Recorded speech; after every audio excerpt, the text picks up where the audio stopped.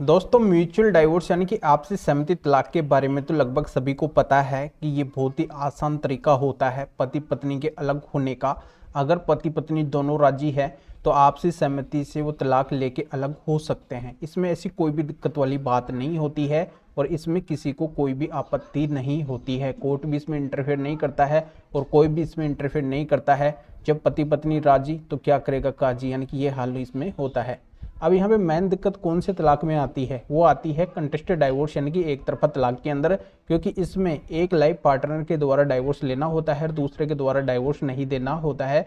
तो ऐसी एवज में जिनके द्वारा डाइवोर्स लेना होता है उनको आसानी से डाइवोर्स मिल ही नहीं पाता है, काफ़ी समय और पैसा बर्बाद हो जाता है, तब भी उनको इस डाइवोर्स के अंदर सक्सेस नहीं मिल पाती है। तो ऐसी एवज के अंदर मैं आपको दो ऐसे तरीके बताने वाला हूं।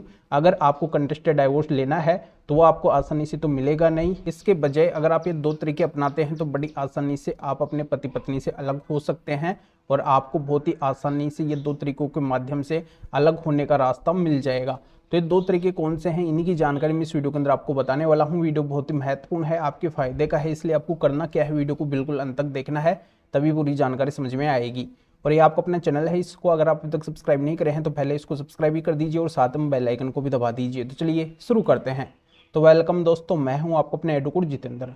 दोस्तों, अगर डाइवोर्स लेना होता है तो एचएमए सेक्शन 13 के अंदर डाइवोर्स की प्रक्रिया होती है। इसमें सेक्शन 13B है म्यूचुअल डाइवोर्स का, यानी कि 13B के अंदर आपसी सहमति से तलाक लिया जाता है। और जैसा कि मैं आपको वीडियो की स्टार्टिंग के अंदर बताया कि आपसी सहमति तलाक के अंदर इतनी कोई दिक्कत वगैरह नहीं आती है। और अगर कंटेस्टेड डाइवोर्स लेना है तो ये सेक्शन 13 के अंदर ही ऐसे कई सारे ग्राउंड होते हैं जिनके आधार पे डाइवोर्स का केस फाइल किया जाता है और उनके अंदर बहुत ही मेहनत करनी पड़ती है, एक अच्छा वकील खड़ा करना पड़ता है, उनके द्वारा एविडेंस के आधार पे कोर्ट को कन्विंस करना होता है, तब जाके कंटेस्टेड डाइवोर्स मिल पाता है, अन्यथा कंटेस्टेड डाइवोर्स मिलना पॉसिबल नहीं है। तो यहाँ पे अगर कंटेस्टेड डाइवोर्स लेना है तो इसके अंदर आप मत जाइए, क्योंकि इसके अंदर आपका समय और पैसा भी बर्बाद हो जाएगा और आप कानूनी रूप से अलग भी नहीं हो पाएंगे, क्योंकि ये इतना आसान तो है नहीं। तो इसके बजाय आपको ये दो तरीके अपनाने हैं। इनमें सबसे पहला तरीका तो आता है कि अगर आपको अपने लाइफ पार्टनर से केवल अलग ही होना है तो आप हिंदू मैरिज एक्ट के सेक्शन 10 में जुडिशियल सेपरेशन की फाइल लगा के और आप पति पत्नी कानूनी रूप से अलग हो सकते हैं। पर ये जुडिशियल सेपरेशन होने के बाद में अब दूसरी शादी नहीं कर सकते हैं, पर कानूनी रूप से आप अलग हो जाएंगे। ये डिग्री अगर आपको सेपरेशन की मिल जाएगी तो आपका लाइफ पार्टनर चाहकर भी आपके साथ में नहीं रह सकता है, यानी कि वो चाहे पूरी कोशिश कर ले फिर भी वो आपके साथ में नहीं रह सकता है।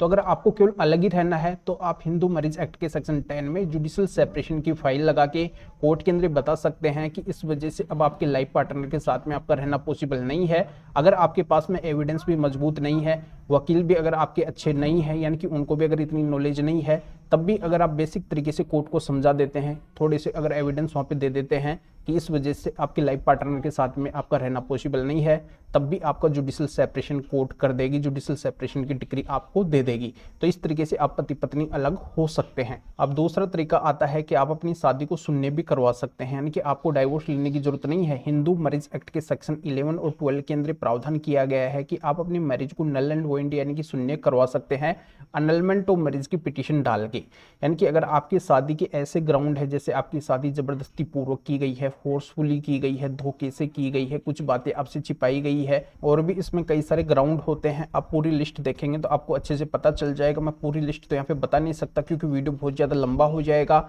तो इस जरिए से आप है जो अनलमेंट ऑफ मैरिज की पिटीशन फाइल कर सकते हैं, अपनी शादी को सुनने करवा सकते हैं। तो शादी के 1 साल के अंदर पिटीशन फाइल करनी होती है, ये फिर जब आपको पता चलता है कि आपके साथ में ऐसी ट्रेजेडी हुई है तब ये पिटीशन आप फाइल कर सकते हैं और इसके जरिए से आपकी शादी को कोर्ट के द्वारा सुनने कर दिया जाएगा। सुनने होने के बाद में आपको कोई भी डाइवोर्स लेने की जरूरत नहीं पड़ेगी, आप बिना डाइवोर्स के दूसरी शादी कर सकते हैं। और शादी सुनने होने का सबसे बड़ा फायदा ये है कि पत्नी के जो जितने भी केस होते हैं, जैसे IPC 498 का होता है, DV का होता है, मेंटेनेंस का होता है, तो वो केस भी पत्नी नहीं कर सकती है, और कर भी चुकी है तो आपको उस कोर्ट के अंदर जाके, उस केस के अंदर जाके बताना है कि आपकी शादी सुनने हो चुकी है, तो वो केस भी पूरी तरह से खत्म हो जाएंगे। तो इस तरीके से आप इन दो तरीकों के माध्यम से बड़ी आसानी से अलग हो सकते हैं, पति पत्नी दूर दूर हो सकते हैं।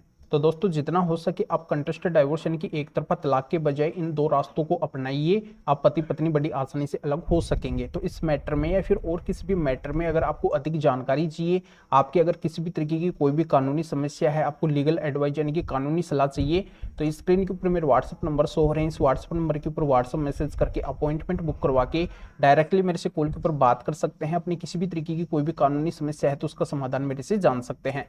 तो अभी तो आपको इस वीडियो को लाइक करना है और शेयर भी करना है, जो और लोगों तक भी यह जानकारी पहुंच सके। तो वीडियो देखने के लिए आप सभी का बहुत बहुत धन्यवाद।